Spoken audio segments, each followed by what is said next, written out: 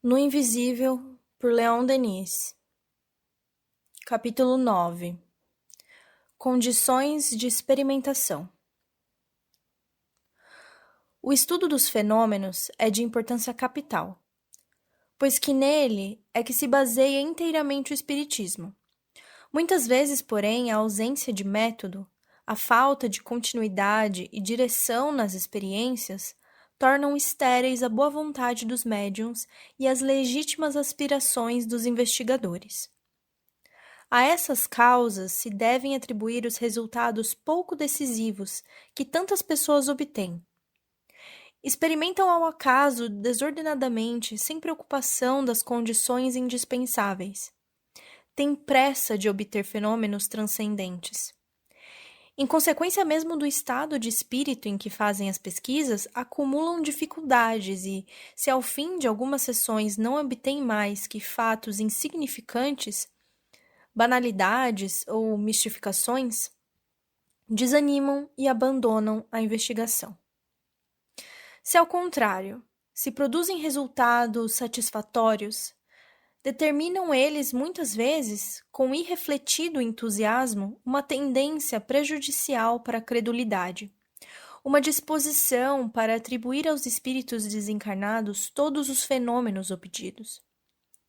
Em casos tais, não se fazem esperar as decepções necessárias, todavia, porque fazem nascer a dúvida e, com ela, restabelecem o equilíbrio mental, o senso crítico, indispensável em todo estudo experimental e, mais que qualquer outro, nesse domínio das investigações psíquicas, em que a sugestão, o inconsciente e a fraude se podem a cada passo misturar com as manifestações do mundo invisível.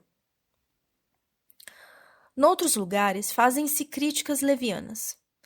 São acusados os grupos de má direção, os médiuns de incapacidade e os assistentes de ignorância ou misticismo. Queixam-se de não obter senão comunicações destituídas de interesse científico e consistindo de repisadas exortações morais. Essas críticas nem sempre são infundadas, mas é preciso não esquecer, como geralmente se faz, que nenhum bem se adquire sem trabalho e que se não deve procurar colher os frutos antes da maturação. Em tudo se requer moderação e paciência. As faculdades mediúnicas, como todas as coisas, estão submetidas à lei de progressão e desenvolvimento. Em lugar de estéreis críticas, mais vale, pelo concurso de mentes de boa vontade reunidas, facilitar a tarefa do médium, formando em torno dele uma atmosfera de simpatia que lhe seja ao mesmo tempo sustentáculo, estímulo e proteção. É indispensável submeter as produções mediúnicas a rigoroso exame e conduzir as investigações com espírito analítico sempre vigilante. A falta de benevolência, a crítica exagerada, a mausinação sistemática podem, entretanto, desanimar o médium, compeli-lo a abandonar tudo, ou pelo menos afastá-lo das reuniões numerosas, para se incorporar aos grupos familiares, aos círculos restritos, onde encontrará sem dúvida mais favorável ambiente, mas em que os seus trabalhos só aproveitarão o reduzido número de escolhidos. Há, portanto, antes de tudo, um duplo inconveniente a remover. Se demasiado ceticismo é prejudicial, a credulidade excessiva constitui perigo não menor. É preciso evitar um e outra com igual cuidado e conservar-se num prudente meio-termo. Entre os homens de ciência é que se encontram os mais inveterados preconceitos e prevenções a respeito dos fatos espíritas. Querem eles impor a essas investigações as regras da ciência ortodoxa e positiva, que consideram os únicos fundamentos da certeza. E se não são adotadas e seguidas essas regras, rejeitam implacavelmente todos os resultados obtidos. Entretanto, a experiência nos demonstra que cada ciência tem suas regras próprias. Não se pode estudar com proveito uma nova ordem de fenômenos socorrendo-se de leis e condições que regem fatos de uma ordem inteiramente diversa. Só mediante pesquisas pessoais, ou graças à experiência nesse domínio adquirida pelos investigadores conscienciosos, e não em virtude de teorias a priori, é que se podem determinar as leis que governam os fenômenos ocultos. São das mais sutis e complicadas essas leis. Seu estudo exige espírito refletido e imparcial. Mas como exigir imparcialidade àqueles cujos interesses, nomeada e amor próprio estão intimamente ligados a teorias ou a crenças que o espiritismo pode aniquilar? Para achar a verdade, disse notável pensador, é preciso procurá-la com o coração simples.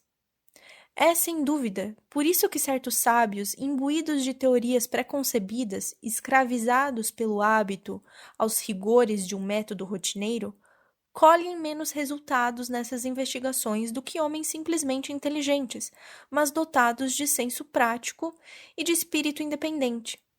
Esses se limitam a observar os fatos em si mesmos e lhes deduzir as consequências lógicas, ao passo que o homem de ciência se aferrará principalmente ao método, ainda quando improdutivo.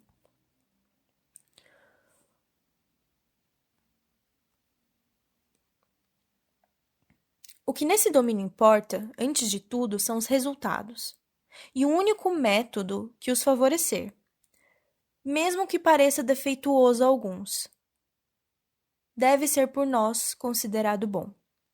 Não é necessário ser matemático, astrônomo, médico de talento para empreender, com probabilidade de êxito, investigações em matéria de espiritismo.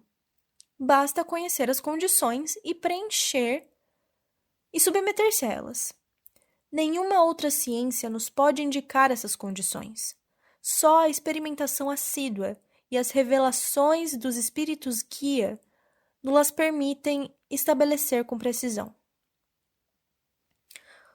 Os sábios tomam muito pouco em consideração as afinidades psíquicas e a orientação dos pensamentos que, entretanto, constituem um importante fator do problema espírita. Encaram o médium como um aparelho de laboratório, como máquina que deve produzir efeitos à vontade, e procedem a seu respeito com excessiva desatenção. As inteligências invisíveis que o dirigem são por eles equiparadas a forças mecânicas. Nelas recusam-se, em geral, a ver seres livres e conscientes, cuja vontade entra numa considerável proporção nas manifestações. Seres que têm suas ideias, seus desígnios, seu objetivo, desconhecidos por nós, e que nem sempre julgam conveniente intervir. Uns, porque o desembaraço e os intuitos excessivamente materiais dos experimentadores os afastam. Outros, porque, demasiado inferiores, não se preocupam com a necessidade de demonstrar aos homens as realidades da sobrevivência. Força é, todavia, reconhecer que as exigências e os processos dos sábios podem, num certo limite, ser justificados, em vista de fraudes com que têm sido muitas vezes desfigurados ou simulados os fenômenos. Não somente hábeis prestidigitadores têm praticado esse gênero de exercícios, mas verdadeiros médiuns têm sido, não raro, surpreendidos em flagrante delito de simulação.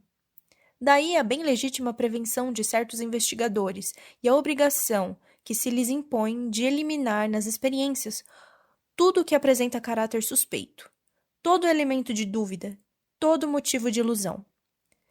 É indubitável que, no fenômeno de transportes, por exemplo, será preciso uma grande acumulação de provas, irrecusável evidência, para acreditar-se na desmaterialização e sucessiva reconstituição de objetos, passando através das paredes, de preferência admitir que tenham sido trazidos por algum dos assistentes.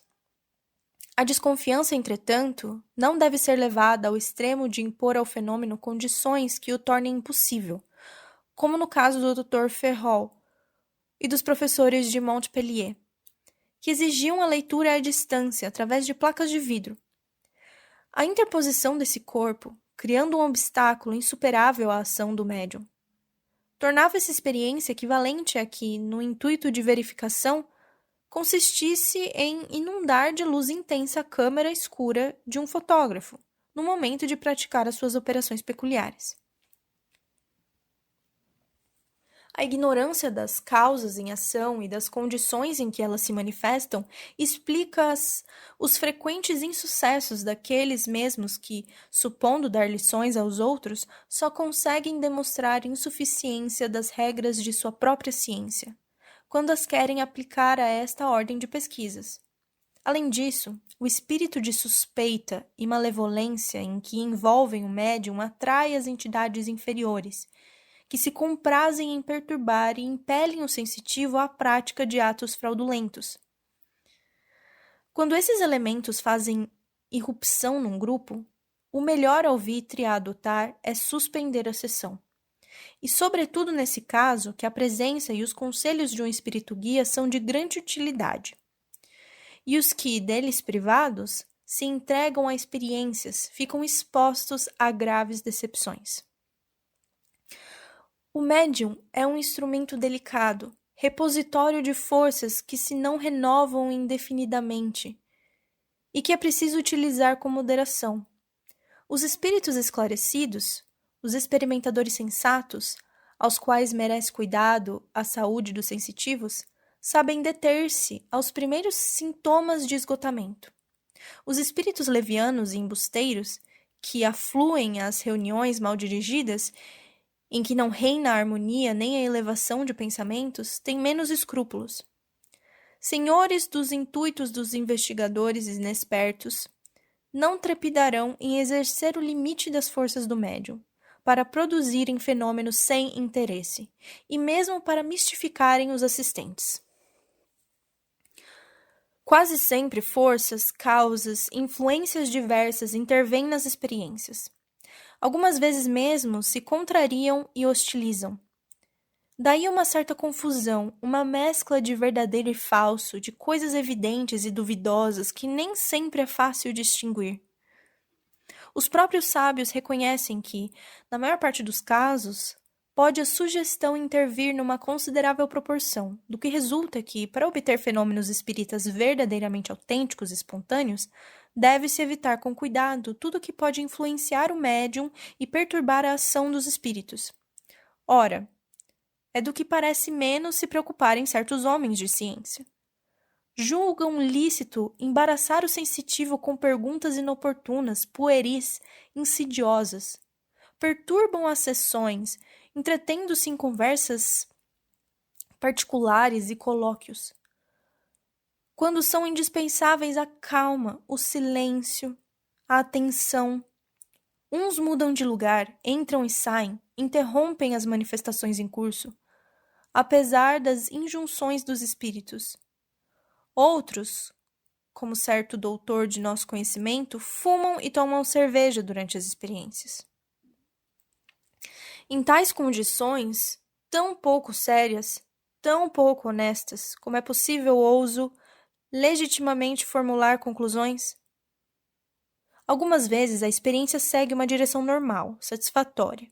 O fenômeno se desenvolve com feição prometedora e subitamente age uma nova causa. Uma vontade intervém, uma corrente de ideias contrárias entra em jogo. A ação mediúnica se perturba e transvia. Já não produz senão efeitos em desacordo com as esperanças do começo. Fatos reais parecem ladear em coisas ilusórias. Às sessões imponentes sucedem manifestações vulgares. Como destrinçar essa complicação que vos deixa perplexo? Como evitar sua reprodução? E aí que a necessidade da disciplina nas sessões se faz vivamente sentir e, ainda mais, a assistência de um espírito elevado, cuja vontade enérgica exerce império sobre todas as correntes adversas. Quando a harmonia das condições se estabelece e a força do alto é suficiente, já se não produzem essas contradições. Essas incoerências que provêm, quer das forças inconscientes, quer de espíritos atrasados, quer mesmo do estado mental dos assistentes. O fenômeno se desenvolve, então, em sua majestosa grandeza e o fato probatório se apresenta. Mas para isso, para obter essa assistência do alto, fazem-se precisas a união, a elevação dos pensamentos e dos corações. São necessários o recolhimento e a prece. As entidades superiores não se põem de boamente ao serviço dos experimentadores que não são animados de sincero desejo de instruir-se, de um amor profundo ao bem e à verdade.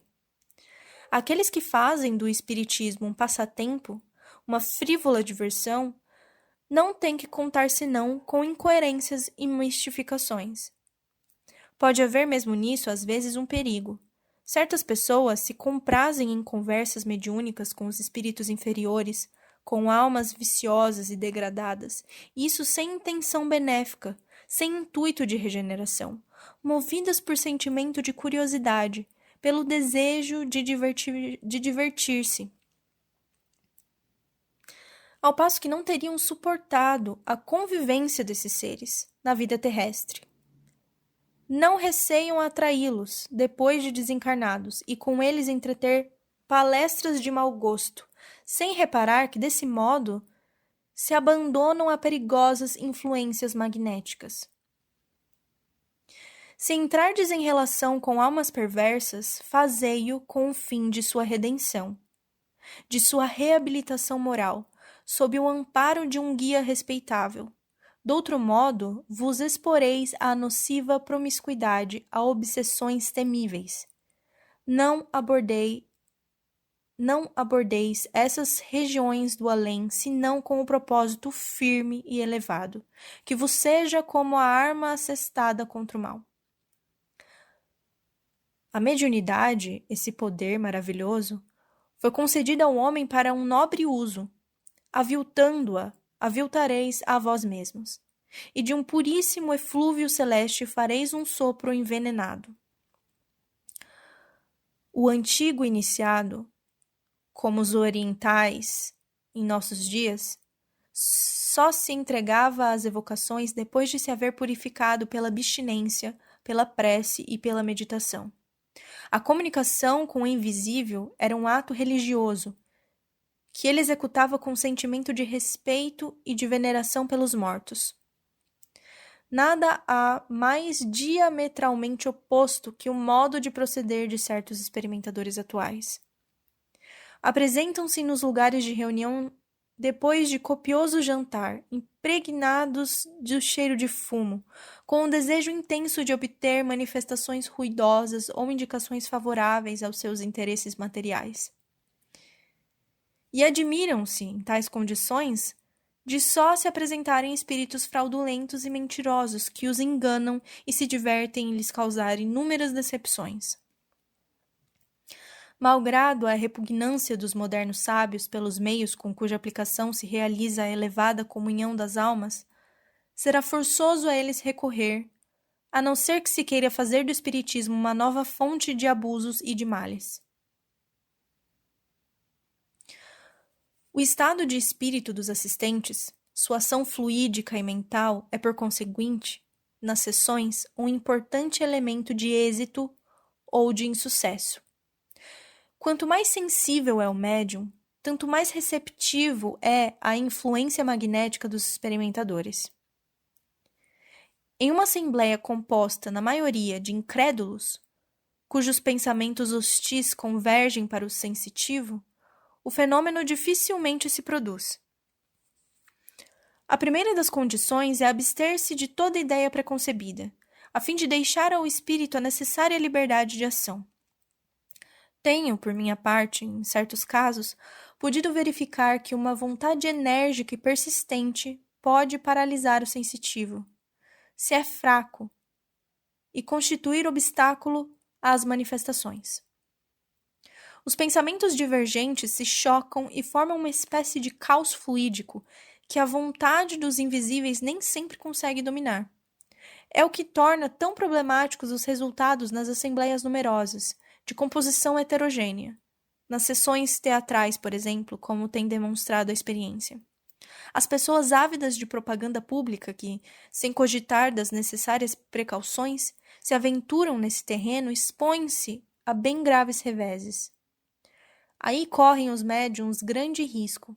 Não somente se acham à mercê dos espíritos atrasados que se comprazem na permanência entre as turbas, mas ainda ficam à disposição de todo mal-intencionado que, aparentando de sábio, deles exigirá experiências contrárias à verdade, às verdadeiras leis do Espiritismo. E quando tiver usado e abusado de suas forças sem resultado prático, persuadirá os espectadores de que, nessa ordem de ideias, não há mais que fraude ou erro. Compreende-se depois disso que haja quase sempre afinidade entre os membros de um círculo e as entidades atuantes. As influências humanas atraem inteligências similares, e as manifestações revestem um caráter em harmonia com as disposições, as preferências, as aptidões do meio. Certos críticos têm pretendido concluir daí que as comunicações espíritas não passam de reflexos dos pensamentos dos assistentes. Fácil de refutar essa opinião. Basta recordar das revelações de nomes, fatos, datas desconhecidos de todos, os quais se têm produzido em tantos casos, e foram reconhecidas exatas depois de verificação. Tem-se obtido palavras, ditadas em línguas ignoradas dos assistentes. A assinatura, o estilo, a maneira de escrever de pessoas falecidas têm sido mecanicamente reproduzidas por médiuns que nunca as haviam conhecido. Às vezes também, experimentadores instruídos só obtêm coisas vulgares, ao passo que em reuniões de iletrados têm sido transmitidas comunicações notáveis pela elevação e beleza de linguagem. As analogias que se notam entre os membros de um grupo e os espíritos que o dirigem não provêm unicamente das simpatias adquiridas e da similitude de opiniões. Radicam-se também nas exigências da transmissão fluídica. Nas manifestações intelectuais, o espírito necessita de um agente e de um meio que lhe forneçam os elementos necessários para expor suas ideias e as fazer compreender. Daí a tendência para se aproximar dos homens com quem se acha em comunhão de ideias ou de sentimentos. É sabido que nos fenômenos de escrita, de incorporação e, às vezes mesmo, de tipologia, o pensamento do espírito se transmite através do cérebro do médium, e este não deixa passar senão um certo número de vibrações, as que se acham em harmonia com o seu próprio estado psíquico. Do mesmo modo que um raio de luz, atravessando os vidros coloridos de uma janela, se decompõe e não projeta no outro lado senão uma quantidade reduzida de vibrações, assim o ditado do espírito, seja qual for a opulência dos termos e das imagens que o compõem, será transmitido no restrito limite das formas e das expressões familiares ao médium e contidas em seu cérebro. Essa regra é geral. Temos, entretanto, observado que um espírito poderoso em vontade e energia consegue fazer um médium transmitir ensinos superiores a seus conhecimentos e indicar fatos que sua memória não registra. Quanto às lacunas e contradições que entre si apresentam as comunicações e de que tantas vezes se faz um argumento contra o espiritismo, convém não esquecer que os espíritos, como os homens, representam todos os graus da evolução. A morte não lhes confere a ciência integral e, posto que suas percepções sejam mais extensas que as nossas, não penetram eles senão a pouco e pouco, e na medida de seu adiantamento, os segredos do universo imensurável. A atmosfera terrestre está povoada de espíritos inferiores, em inteligência e em moralidade, aos quais o peso específico que lhes é próprio não permite elevarem-se mais alto. São os que acodem aos nossos chamados e se comunicam a maior parte das vezes. Os que se elevaram a uma vida superior não volvem até que nós, se não em missão. Suas manifestações são mais raras, revestem-se de caráter grandioso, que não as permite confundir no conjunto das outras comunicações. Se os pensamentos divergentes dos circunstantes são uma causa de perturbação e de insucesso, por um efeito contrário, os pensamentos dirigidos para um objetivo comum, sobretudo quando elevado, produzem vibrações harmônicas que difundem no ambiente uma impressão de calma, de serenidade, que penetra o médium e facilita a ação dos espíritos. Estes, em vez de lutarem, empregando o poder da vontade, não têm mais que associar seus esforços às intenções dos assistentes. E desde logo a diferença dos resultados é considerável. É por isso que nas reuniões do nosso grupo de estudos reclamamos constantemente o silêncio, o recolhimento, a união dos pensamentos e, a fim de os facilitar e de orientar a assistência no sentido de elevados assuntos, abrimos sempre as sessões com uma prece coletiva, com uma invocação improvisada ao poder infinito e aos seus invisíveis. Pondo nessa invocação todas as forças de nosso espírito, todos os espontâneos surtos de nosso coração. Além disso, nas sessões de efeitos físicos, quando se pretende obter fenômenos de transporte, escrita direta, materializações, é conveniente empregar um meio artificial para fixar um ponto de pensamento dos circunstantes. Pode-se adotar um signo e colocar imaginariamente acima do médium, como por exemplo uma cruz, um triângulo, uma flor, e de quando em quando, no curso da sessão, lembrar o signo convencional, atrair para ele a atenção oscilante e preste sempre a desviar-se. Esse processo substitui com vantagem as cantarolas vulgares, pouco edificantes, a que muitos costumam recorrer em certas reuniões e que impressionam desagradavelmente as pessoas de fino gosto e espírito culto, e só têm aplicação na obscuridade. A luz geralmente exerce uma ação dissolvente sobre os fluidos. Em todos os casos em que não seja indispensável, como para obter-se a escrita semimecânica, será conveniente diminuir-lhe a intensidade, e mesmo suprimi-la inteiramente, desde que, por exemplo, se dispõe de médiuns videntes e de incorporação. A música, os cantos graves e religiosos podem também contribuir numerosamente para determinar a harmonia dos pensamentos e dos fluidos. Isso não é, porém, suficiente. Nas sessões, a união dos pensamentos é necessário acrescentar a união dos corações. Quando reina a antipatia entre os membros de um grupo, a ação dos espíritos elevados se enfraquece e aniquila. Para obter sua intervenção assídua, é preciso que a harmonia moral, mãe da harmonia fluídica, se estabeleça nos corações e que todos os adeptos se sintam na conjunção de esforços por alcançar um objetivo comum, ligados por um sentimento de sincera e benévola cordialidade. As mais secretas leis do pensamento se revelam nas experiências. Quando, às vezes, os membros de um grupo estão agitados por intensas preocupações, pode a linguagem do médium ressentir-se desse fato. O mesmo se dará com a ação dos espíritos sobre o médium e reciprocamente. Qualquer que seja o predomínio de um espírito sobre o sensitivo, se este se acha desassossegado, inquieto, agitado, as comunicações apresentarão o cunho desse estado de perturbação. As inteligências que se manifestam, quando sejam pouco adiantadas, podem também sofrer a influência dos assistentes. Há, de modo geral, entre o meio terrestre e as entidades invisíveis, uma reciprocidade de influências que é preciso ter em consideração na análise dos fenômenos. O espírito elevado, porém, mesmo em virtude de sua superioridade e das forças de que dispõe, escapa a essas influências, as domina e governa, e se afirma com uma autoridade que não deixa lugar à menor dúvida.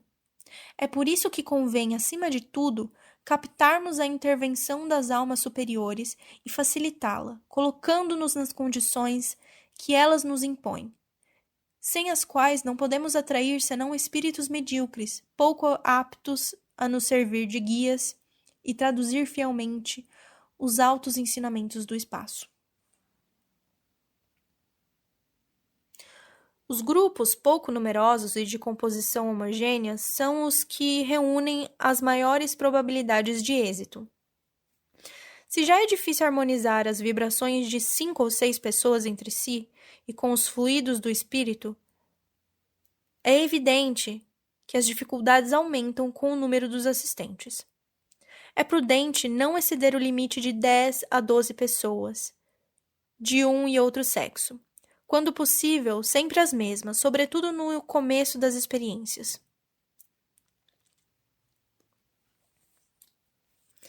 A renovação frequente da assistência, reclamando o contínuo trabalho de fusão e assimilação da parte dos espíritos, compromete, ou pelo menos demora, os resultados.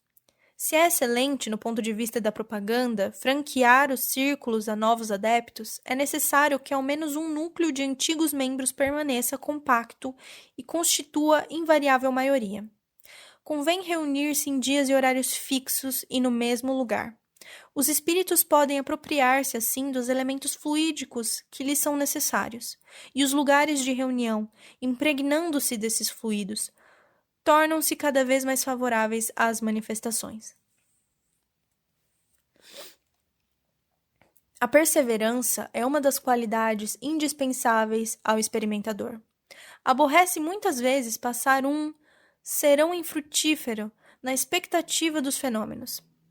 Sabemos, contudo, que uma ação insensível, lenta e progressiva se realiza no curso das sessões.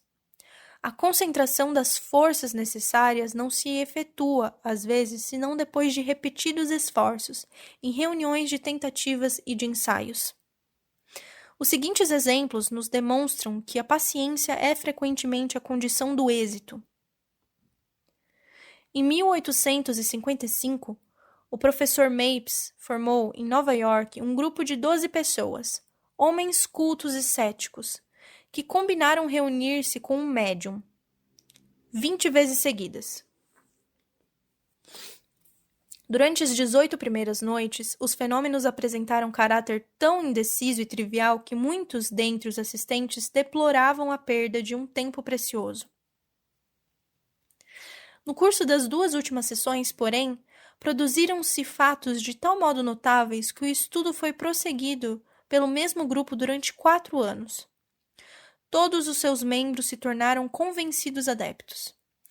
Em 1861, o banqueiro Livermore, experimentando com a médium Kate Fox, com o fim de obter materializações do espírito de sua esposa Stella, só a 24ª sessão viu desenhar-se a sua forma.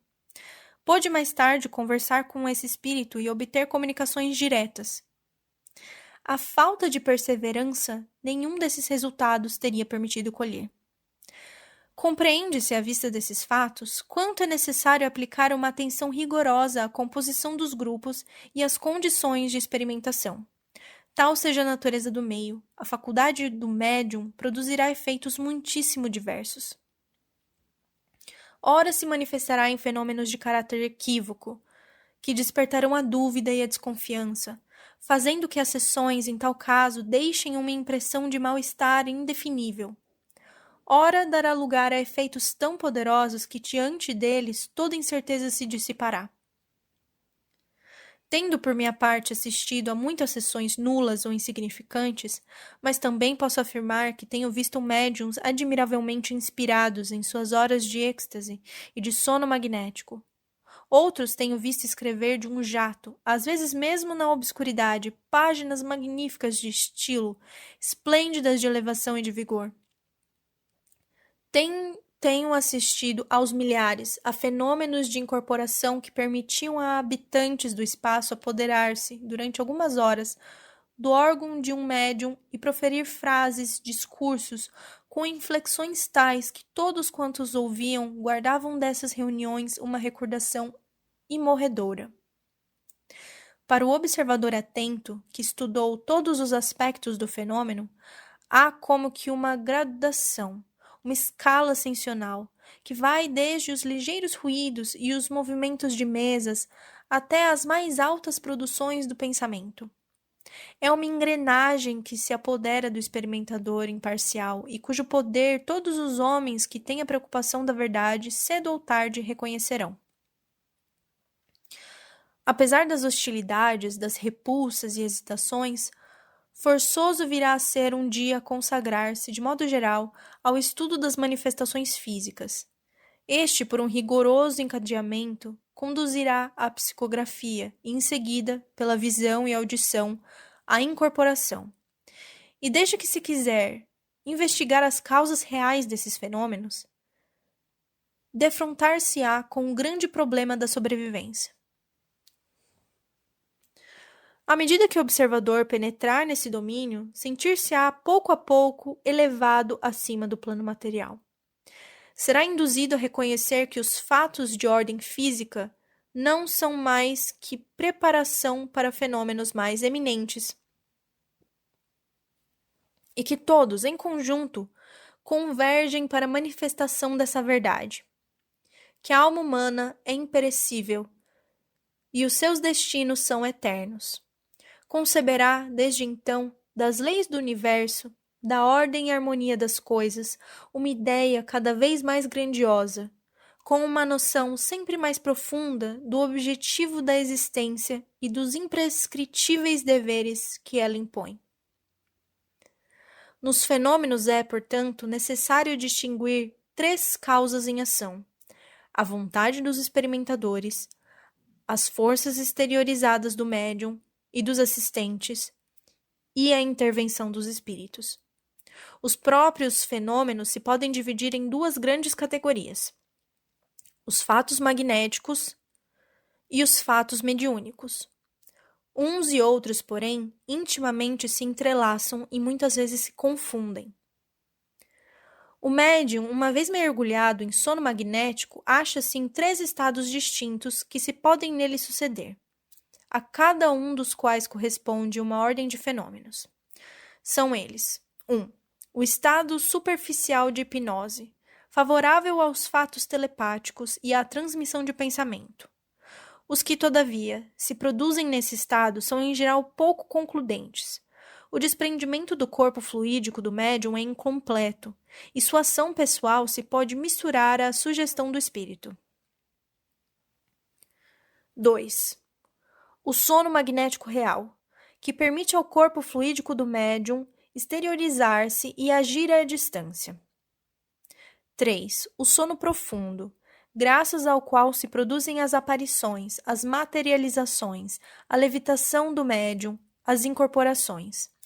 O sono mediúnico, em suas várias fases, pode ser provocado, ora por um dos experimentadores, ora diretamente pelo espírito. Julgamos preferível deixar agir a influência oculta, quando suficiente. Assim se evitará a objeção habitual de que a ação do magnetizador favorece a sugestão. Os fatos espíritas podem ser subdivididos em 4 classes. Primeira classe: a tipologia e o fenômeno das mesas. Neste gênero de experiências, é preciso eliminar com cuidado as causas físicas, os movimentos involuntários, o magnetismo dos assistentes, a sugestão mental. Excluídos todos os fatos explicáveis por essas causas, restará um número considerável de fenômenos que demonstram a intervenção de inteligências alheias às pessoas presentes. Segunda classe: a escrita automática. Muitos ditados obtidos por esse processo podem ser atribuídos à sugestão inconsciente. Podendo o pensamento, como vimos, exteriorizar-se, acontece em certos casos que o pensamento do médium responde à pergunta por ele próprio formulada. Dar-se então um fenômeno de autossugestão involuntária ou de sugestão dos assistentes. A ação dos espíritos, porém, se revela nos casos em que escritas desconhecidas são traçadas e fatos, particularidades, revelações que constituem outros tantos elementos de identidade são obtidos por esse modo de experimentação. Terceira classe: a incorporação. Nos fenômenos desta ordem, pode o inconsciente do médium exercer uma certa intervenção. Há em cada um de nós aquisições mentais, aptidões, reminiscências, uma extensa acumulação de riquezas intelectuais, fruto de nossas anteriores existências, as quais, sepultadas nas profundezas da consciência, se nos conservam ignoradas no estado de vigília. É o que constitui o inconsciente, ou antes, o subconsciente. Nos casos de desprendimento sonambúlico e de exteriorização, essas energias despertam, vibram e irradiam em torno do corpo fluídico do médium. A psique readquire suas recônditas capacidades e entra em ação. Fácil, porém, é reconhecer os numerosos casos em que ocultas personalidades se apoderam do organismo do médium e se substituem ao seu próprio espírito. Essas personalidades se evidenciam por sinais característicos, gestos e voz que lhes são próprios, como por certas particularidades psicológicas que não as permitem confundir com o inconsciente do médium. Quarta classe, as materializações. Esses fenômenos, em virtude de se produzirem na obscuridade, exigem rigorosa verificação. Pode-se, para isso, fazer uso, quer de balanças munidas de aparelhos registradores que permitam averiguar a diminuição de peso do médium, como nas experiências de Armstrong e Reimers, que era exemplo de W. Crookes e do engenheiro Varley, de baterias elétricas a que é ligado o médium por uma corrente que impede todo movimento equívoco de sua parte. No que se refere às manifestações espíritas propriamente ditas, qual será o critério de certeza? Onde estará a prova da intervenção dos espíritos? Essa prova, já o dissemos, reside no conjunto das particularidades que permitem estabelecer uma identidade positiva. Só o experimentador pode, nesse caso, ser juiz, e sua convicção não se pode basear senão sobre o reconhecimento desses indícios característicos desconhecidos do médium e às vezes mesmo dos assistentes, mediante os quais se revela a personalidade do ser invisível. Para adquirir certeza e multiplicar os meios de verificação, é conveniente variar as experiências, completar umas com as outras, recorrendo aos diversos gêneros de mediunidade. Do conjunto dos testemunhos e dos resultados obtidos, poderemos assim coligir a mais considerável soma de provas que seja possível obter nesse domínio, em que múltiplas causas intervêm e não raro se confundem. É às vezes cruel e desolador sabermos, sentirmos, ao pé de nós, um ente amado e desaparecido, sem podermos com ele conversar. E se dotado de mediunidade, procurarmos obter uma comunicação. Não o é menos percebermos, enquanto o lápis corre veloz sobre o papel, que o nosso pensamento se intercala ao seu de um modo tão íntimo, que não podemos separar um do outro e determinar o que emana de nós ou provém dele. Recorremos então a outro médium, quer ele escreva, porém, quer fale por sua boca durante o sono mediúnico. O espírito evocado, reconhecemos ainda, por um efeito dessa malfadada sugestão, que por toda parte se insinua, que a personalidade do médium se mistura com a do ser que nos é caro. E a dúvida nos assalta. A angustiosa incerteza nos oprime. Súbito, porém, uma prova de identidade brota como uma faísca, tão viva, tão brilhante, tão incontestável que, diante dela, todas as hesitações desaparecem. Todas as dúvidas se dissipam e a nossa razão satisfeita e o nosso coração emocionado entram num transporte de amor e de fé, em comunhão com a alma idolatrada, que de modo tão claro e inconfundível acudiu ao nosso reclamo e para sempre firmou a certeza de sua presença e de sua proteção. Quanto às comunicações de caráter geral e que revestem a forma de ensino filosófico, devem ser cuidadosamente examinadas, discutidas, julgadas com rigor, com a mais completa liberdade de apreciação.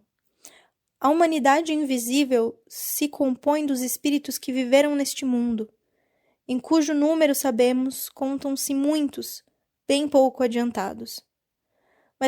Mas no espaço há também inteligências brilhantes, iluminadas pelos esplendores do além. E quando anuem a vir até nós, podemos reconhecê-las com a elevação do pensamento, como na judiciosa retidão das apreciações. Nesta ordem de ideias, o discernimento é uma qualidade indispensável.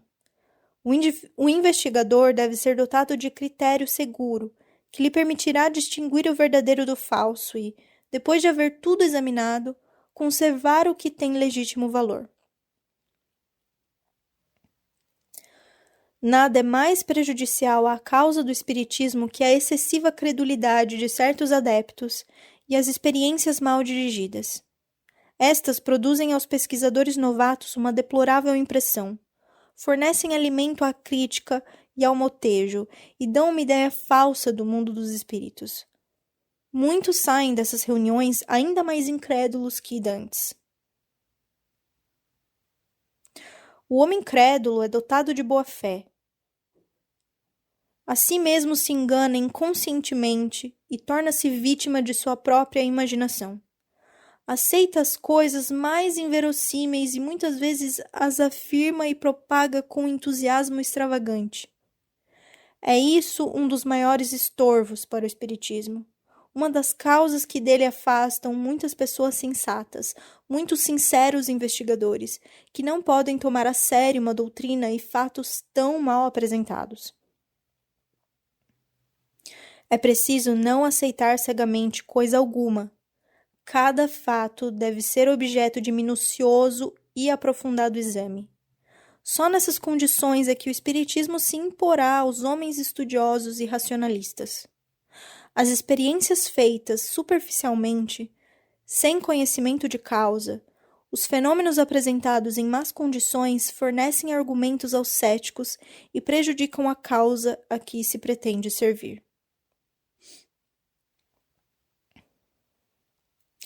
Podemos, em resumo, dizer que o principal motivo dos erros e insucessos em matéria de psiquismo experimental é a falta de preparação. Os povos do Ocidente abordam aí um novo domínio, ignorado ou esquecido, que não é isento de perigos para eles. Só excepcionalmente o fazem munidos desse elevado sentimento, dessa luz interior, desse sentido penetrante da alma, que os grandes iniciados possuíram e são os únicos que nos podem preservar dos embustes e ciladas do invisível. A primeira das condições, por conseguinte, é aparelhar-vos moral e mentalmente.